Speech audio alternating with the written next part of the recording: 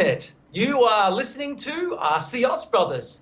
You're with your hosts, Max and Phil Oz. I'm Phil. And I'm Max. We talk the lowdown, offer guidance after reading your letters. If you want some constructive advice for your life problem, contact us at asktheozbrothers@yahoo.com. We may not always agree, but we're there for you. Remember to read the disclaimer on all available platforms, but please, send in your letters. We want to help. Phil, I've got to tell you something. I am freezing here, and it's pretty cold. Well, your enthusiasm has warmed me up significantly, so thank you very much for that.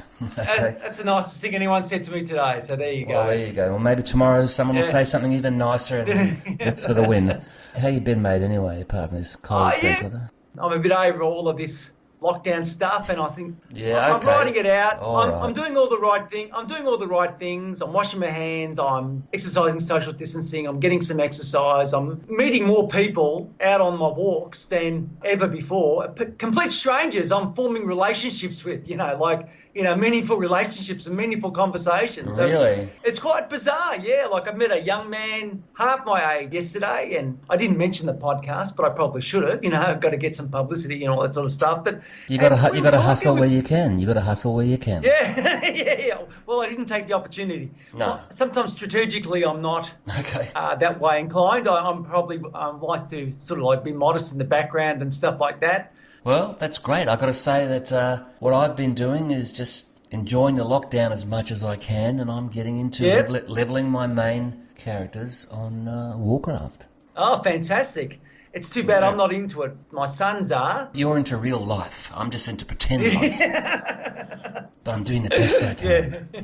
What have you got? To read? Oh, yes. Our first letter, Max, is from Anonymous. Now, we might give Anonymous a name because I think Anonymous is a bit of a mouthful. So perhaps you'd like to just come up with some name so we can just call Jill. Anonymous. Jill sounds great. Jill says, I'm a middle-aged woman who has suffered with anxiety all my life. Even as a child, I found it difficult.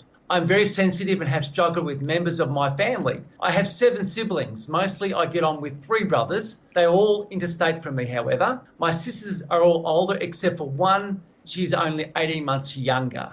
What I want to know is, or rather, what good advice do you have for me on ideas of how I can get along with my sisters? 3 of them have just stopped contacting me for one or another reason, so I've given up on and don't bother with them anymore. My pride is a big factor as I feel as though I haven't caused them any reason to stop talking to me. Yours sincerely, Jill. Well, there you go. That is a bit of a heavy one, isn't it?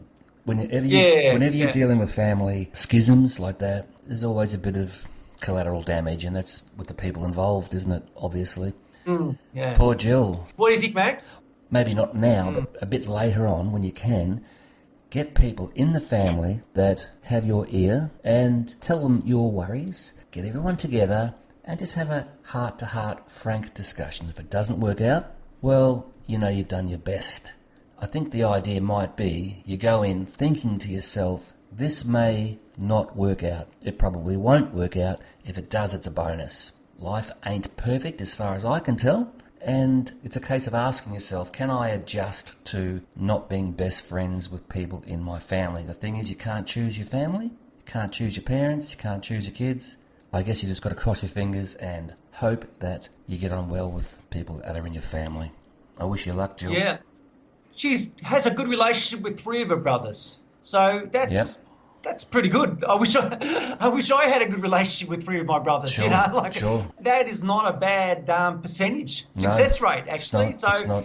Obviously she wants to reach out. I can sort of feel it in what she's saying that she wants to reach out to her sisters, but she feels the frustration of them not responding to her in a positive way. So recruiting the people that she does get along with to bring people together is perhaps an idea. A family reunion. That's what I'm thinking. Bury the hatchet. Some kind of a get-together. Some kind of a get-together. We all have our misunderstandings and difficulties with siblings. Sibling rivalry is an age-old problem. I mean, it's beyond the ages. I mean, it's written in Shakespeare. Great stories. Yeah, Shakespeare, great stories of many, many authors, a common problem. And Jill, I think you're doing quite well to have a good relationship with three brothers. I think you're doing quite well. That's a really good point. Don't be too hard on yourself, Jill. I'm a big believer in biding your time, not rushing into anything. Maybe even have an extended family reunion. The human presence is diluted a bit, and maybe that might just sort of bring people together. Those other relatives can sort of come in together and provide a bridge to you. Agreed. But the thing is, Jill is going to have a problem, a continued problem, if she thinks the only way this problem is going to be solved by having a result where she's good friends again with her sisters. But the truth is, she may never be. What I would want Jill to do is to not think like that and to think resolution can come even if you don't mend bridges with people in your family. That's right. Like Phil says, there are three brothers. Hang on to your three brothers. And if your sisters, how many, has she got three other sisters or whatever? Three sisters, yeah. Okay, yeah. And if they fall by the wayside, that's really sad. I believe human beings are tough. You will adjust to a situation where you've got three brothers who are on your side, three sisters. It's a shame that they're not with you, but you getting on well with your sisters would be great, but it's not the only way for this problem to be resolved. It can be you saying to yourself, I get it philosophically, my sisters and I were not meant to be as far as friends are concerned, but I've still got three brothers. I can live with that. Yeah, I think she's doing well. Like I said before, she's doing well. It may not happen, she can try, but as long as she's prepared, expect the worst and hope for the best, so to speak. Trying to reconnect with her sisters. I hope that she does. Yeah. Good luck to you, Jill. Look, thanks very much for writing into us. Yeah. We're with you as we are with all our contributors to the show. So see how you go with some of these strategies. See how they go. Give us another letter at some stage down the track, and we'd love to hear from you.